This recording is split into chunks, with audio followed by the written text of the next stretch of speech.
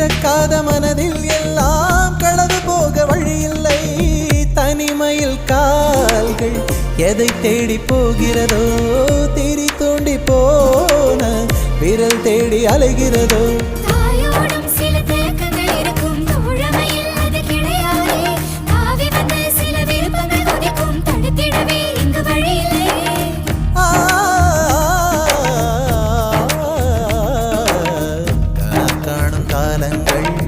கரைந்தோடும் நேரங்கள் கரையாத கோலம் போடுமோ.